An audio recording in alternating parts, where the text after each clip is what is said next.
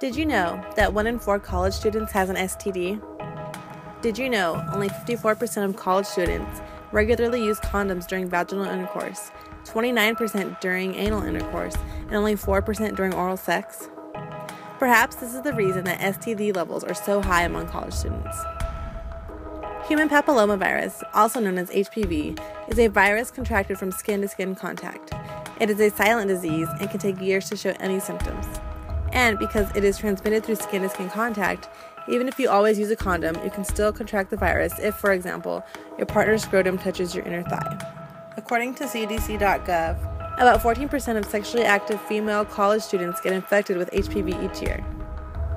Approximately 20 million Americans are infected with the virus, and another 6 million become newly infected each year.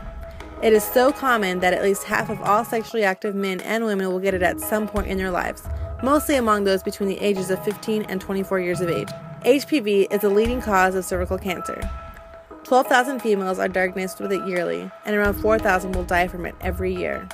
One study conducted from 2004 to 2008 in the U.S. estimated that about 33,300 HPV-associated cancers occur each year, about 21,300 among females and about 12,100 among males. High-risk HPV can lead to cancers of the cervix, vulva, neck, throat, and anus in women, and cancers of the throat, neck, penis, and anus in men. HPV vaccination is the best way to decrease the number of young men and women who would otherwise get the HPV disease, leading to the cancers mentioned previously. It's easy to see that something is getting lost, both in the funding and education of HPV and its corresponding effects. Assuming most, if not all, of the population of the U.S. is sexually active, marriages and long-term relationships included, the statistic which states half of all sexually active people in the U.S. will have had genital HPV infection should create a ripple effect, right? This is why something must be done about it now.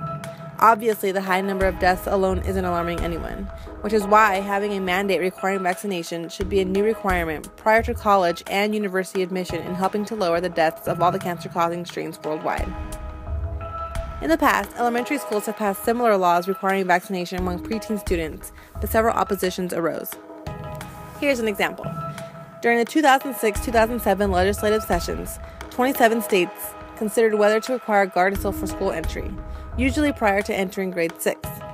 Opponents presented several arguments claiming that the vaccine is not a good candidate for a mandate because 1. HPV infection is not casually infectious, as are most of the diseases included in school mandates.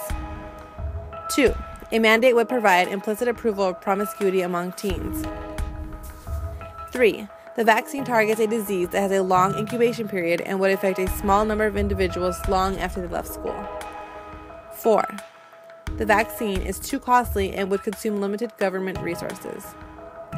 5. The vaccine may be unsafe and ineffective. 6. Vaccine requirements infringe on parents' rights to make medical decisions for their children without unwarranted government interference. And 7. Special brought-out provisions should be included for parents who wish to decline the vaccine for any reason. In response to this opposition, because HPV is so prevalent among 18 to 24-year-olds, which is also college age, it would no longer require parental consent. It also would not be a form of approval of promiscuity because at the age of 18, a person is already considered an adult who makes their own decisions. Because there are no laws mandating vaccines as a prerequisite for admission to post-secondary schools, opting out is always an option. There's a procedure in students K through 12 as well as post-secondary school in which students may decline vaccines or proof of immunizations by simply signing a waiver stating that the student declines the recommended and or required vaccines. It isn't necessary to provide a reason for declining, nor is it necessary to obtain religious exemption to decline the vaccines. In response to the cost of the vaccine, the 3-shot vaccination series costs about $390 depending on the clinic. Some students can avoid the cost of the vaccination because most insurance covers the cost completely. For students who aren't on their parents' insurance or by their employer, they can simply apply for school insurance made especially for students. If the cost of insurance is a problem, here are more resources.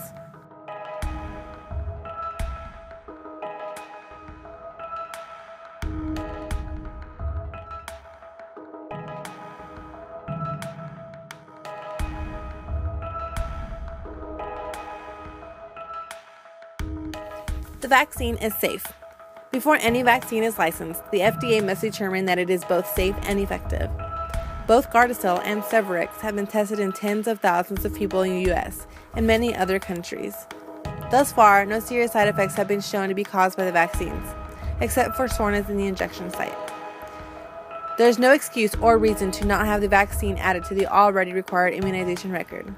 Please help in creating a mandate for college and universities to require HPV vaccination prior to admission and help lower cancer statistics and deaths across the globe. Contact hpvforeducation.org for more information. Thank you.